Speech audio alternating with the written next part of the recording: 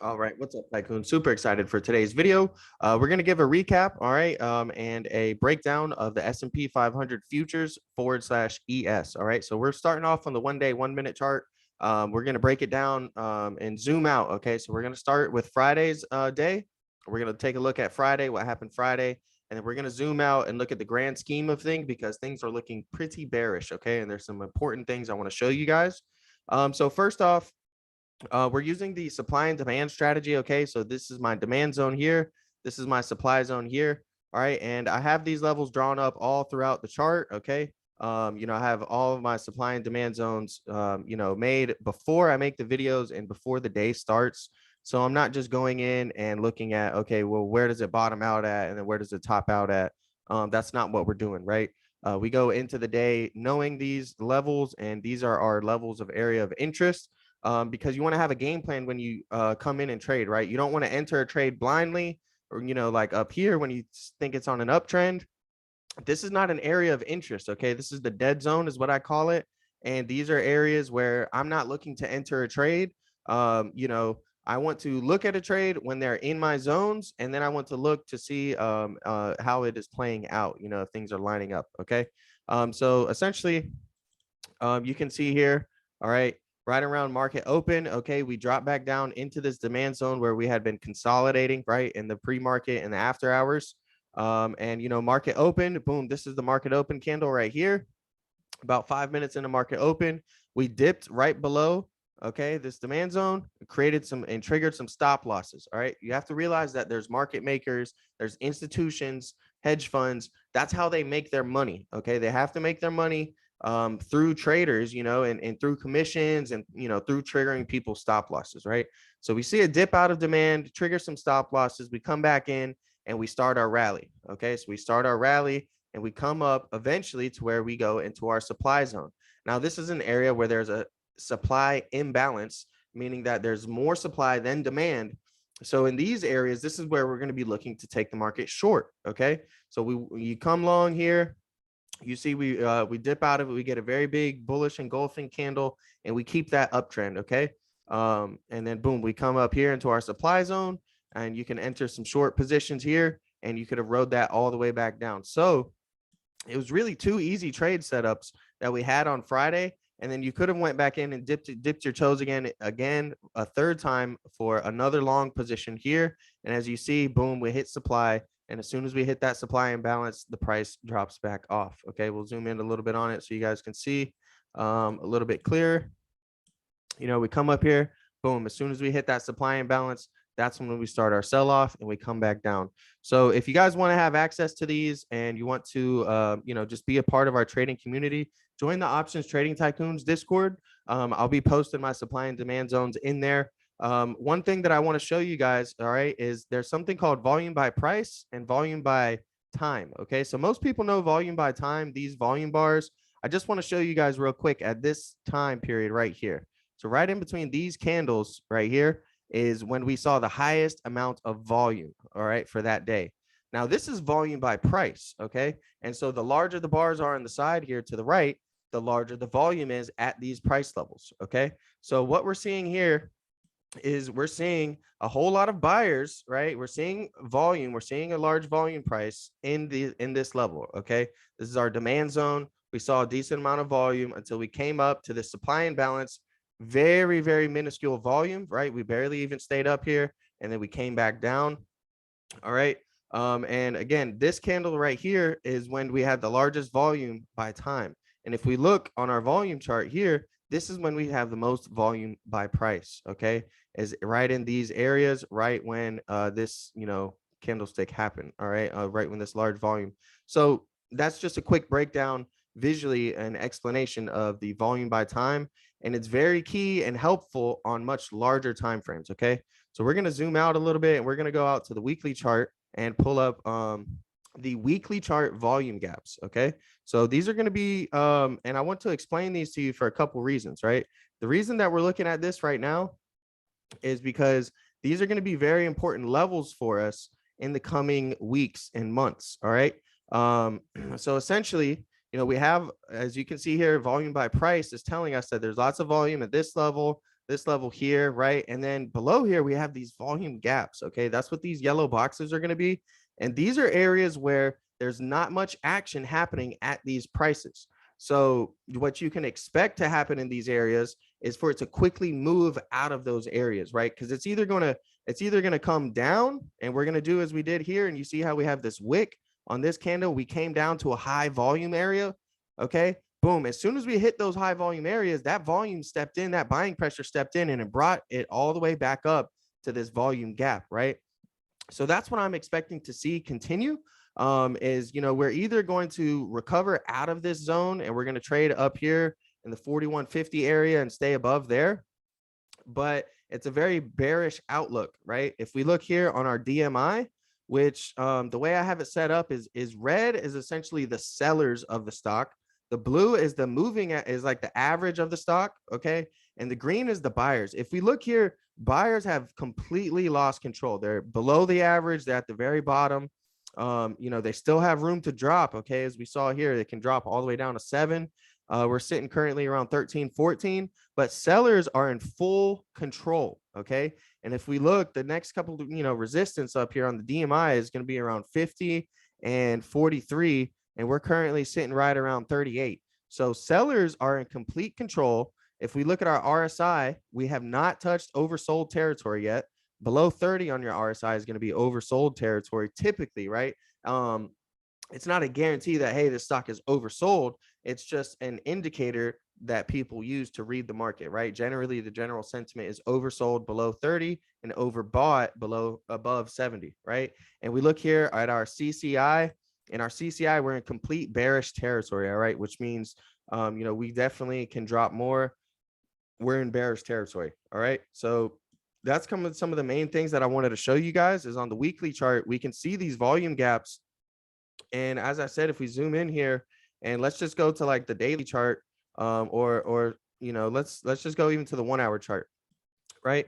You see it, we drop below this area, all right? Because this is where our volume gap, and it just shoots right through it, okay? If you notice that, it's just straight red candles, okay? We come into it and we quickly fall. It tries to, tries to be a little bit of buyers stepping in, but there's really no volume there. And then boom, the volume kicks in right here and pushes us back up, okay? And the reason for that is because if we look at our weekly chart, we can see that that's a level where the volume, where there's high volume, okay, over here. So this is our volume gap. This is an area where the stock is going to move quickly in and out of, right? It's gonna, supply and demand market is going to push it past these levels to other areas of high activity, right? Whether that's sellers or whether that's buyers, all right? So, it's some really crucial levels. And we have another one all the way down here around 3650 on /ES. So, if we don't find support in these levels and right around 3800 and we keep heading lower, and we break 3650 as a support level, that could drop us all the way down, right around to 3500 on /ES, which would mean about 350 on the SPY on the SPY. So some pretty crazy stuff, honestly. So I showed you guys, there's still room to drop on the RSI. The sellers are in full control here. We're in bearish territory on our CCI. Let's zoom out some more and let's go to the monthly chart, okay? And now we're going to look at our monthly chart, and I'll pull up this little monthly thing here I have for you guys. All right, so, these two areas right here are kind of like those volume gaps that I was talking about. You can still kind of see it's prevalent. And this is something that scares me a little bit, okay? When we zoom out on the larger time frames and we look at our volume profile, there's not much volume in these areas where we're at right now, okay? If we look from basically here to here, all right, is super, super low volume, this area right here. So, it's something that we need to be aware of and be cautious of, because, we may just drop past all these levels back down here to 3,300, 3,400, which is kind of what I was showing you guys on the weekly chart. So, the bulls are going to have to show some strength here, and they're going to have to really step in, because if we fall down, it doesn't look too good, right? There's not much volume by price at these levels. Now, we barely were at any of these levels, and it's such a bull market that we just blew right past them. So there wasn't too much trading involved. It was mostly just buying. It was people buying, and if nobody's selling, right, and there's just buyers, that's what's driving the price higher. Okay, so it's not that everybody in the world was buying stocks. It's just that there really wasn't much selling pressure, and because of that, the price went up. All right, so I'm gonna go ahead and get rid of that box and show you guys something known as divergence. Okay, we'll look at our RSI here. And there's a couple trend lines that I want to show you guys that we have some bearish divergence on. Okay. So first off, we have our highs here. We're making lower highs on the RSI, but the stock is making higher highs. All right. If we look at this point here, right around the 2017, 2018 year, okay, beginning of 2018 to the highs of 2022, we can see that was an obvious uptrend. Okay. Higher highs, higher highs. Well, here we're making here's our high, we're making lower highs. All right, so that's what's known as bearish divergence. And that essentially is going to be the trend line that we're going to have to break if we want to have any chance of a bullish recovery, right? Because now what can happen is we can come up here and we can just get rejected at this trend line every time. Okay, if we look at how it was here, we got rejected there, we came up near it, got rejected. And if we bounce somewhere along here, we could get rejected in this area. This would be an area of interest to me where we're going to see a possible rejection is going to be these levels right around in through here towards this bearish divergence on the monthly RSI, because that's what's going to keep knocking us down and keeping us from making new highs, right? And if we look here, you can see that this is kind of almost even. All right. Essentially, if I, pull this up like probably perfectly right to the thing, it might be even, right on this bottom to this bottom. But there's this trend line here where this is clearly an uptrend as well, right? Here's our lows. We have a low here and we're making higher lows. Okay. So low, higher low, higher low, 3 higher lows. But if we're looking on our RSI here, we have some slight bearish divergence.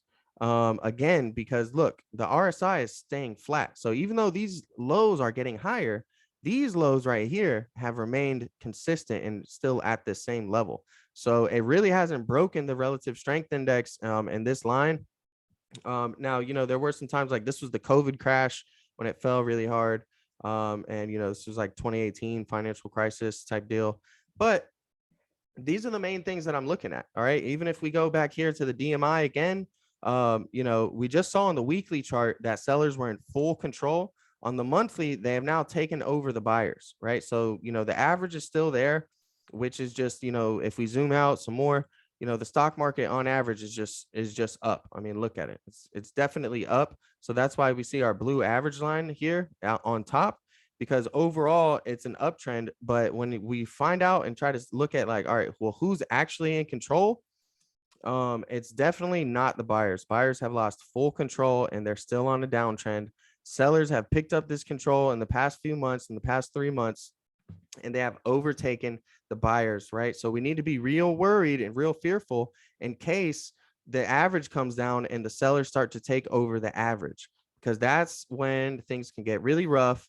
And that could be when we break this trend line here, or when we break, this bottom level here right around 41. So it's looking pretty rough. Okay. We're going to go ahead and zoom in right along here. And I'm going to show you what this drawing is here below middle Bollinger Band. Okay. So these 3 things here are known as Bollinger Bands.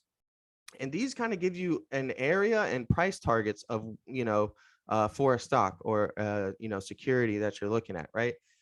Typically when it goes to the top, right, you'll see it snap back in.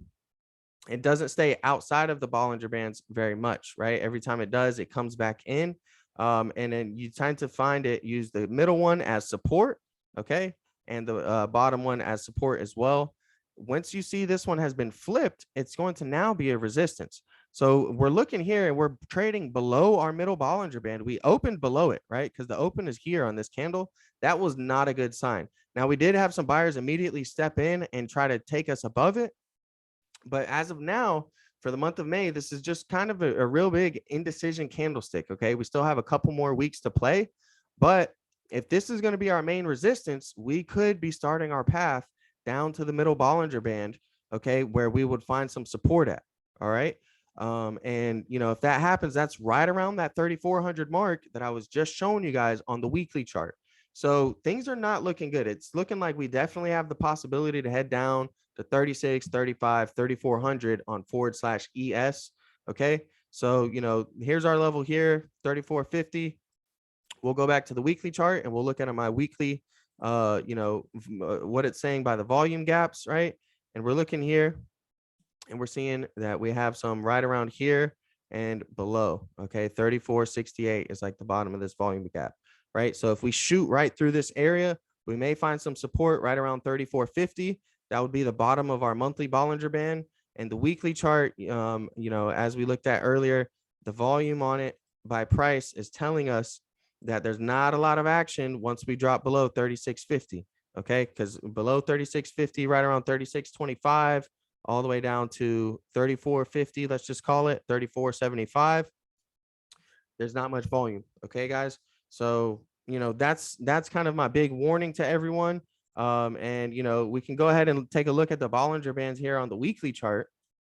Okay, and we can see that we've already bounced to the bottom. We came up to the middle, and it did, as I was just showing you guys, it acts as a resistance, right? So we came up and this was our resistance, and then boom, we've just started the drop down. We traded outside of the Bollinger Band and it snapped back in, but they are starting to curve to the bottom. So this means that we could start a downtrend, right? And it would look something a little bit like this. Okay, we could start a downtrend, something like that. All right. And I'm not hopeful for this, but I am, trying to be prepared, prepare myself for any scenarios. And, it kind of makes sense. Like, let's say we bounce a little bit. Okay. We come up, face some resistance right around here or this middle Bollinger Band, and we just keep trading in between the lower half of this Bollinger, right? Because when we're in a bull market, we're trading on the upper half. So we're trading upper half, boom, we're hitting the middle. We're using it as support. We're going to the top. It's resistance. We come back down and we broke it really hard. And, this could be the start of a downtrend, right? And as I said, these are areas where we're going to see the price. It's not going to stay at these prices very much. Okay. From 42.50. No, I'm sorry. From about 4,100 down to 39.75. There's not going to be much action in those areas. It's going to move quickly to other areas of high demand, right? And high volume. All right, whether it's demand or supply is another story. But keep in mind, okay, every single day you can come in here and you can day trade with us. All right, and using the supply and demand strategy, you can come in here every day knowing, all right, what your levels of interest are, where your area of interest is that you want to look for trades, because that's half the battle, right? Is knowing, all right, when to take a trade, right? So now if we know when to take a trade, we know that it's going to be in our area of interest, right? Our supply and demand zones. Then we're going to take market context into effect. Okay, well, what's the news like? What's the market? What's the overall feel of the market? Are people feeling bullish?